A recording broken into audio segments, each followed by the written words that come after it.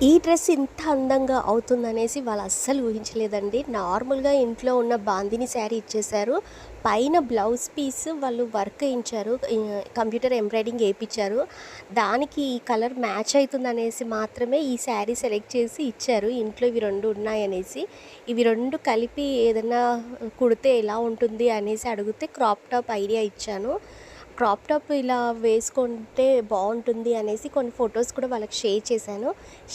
Share చేసిన తర్వాత వాళ్ళు అయినా కొంచెం డౌట్‌తోనే ఉన్నారు. కింద నేనొచ్చేసి చిన్న పట్టీ యూజ్ చేసి క్రాప్ టాప్ మోడల్‌లాగా కుట్టి ఇన్సెట్ వేసేలాగా టాప్‌ని స్టిచ్ చేశాను. వీళ్ళకి నడుము కొంచెం ఎక్స్‌పోజ్ చేయడం ఇష్టం లేక ఇలా స్టిచ్ చేశాను.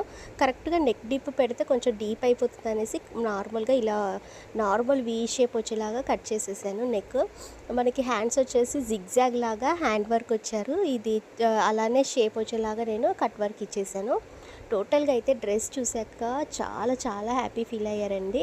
ఎందుకంటే ఆ sari normal sari blouse waste అవుతుందనేసి మాత్రమే ఇలా స్టిచ్ చేస్తే బావుంటుందా లేదా అనే ఒక ఆలోచనతో ఇచ్చారు. చాలా నచ్చింది. మీకు నచ్చిందా? నచ్చితే లైక్ చేయండి.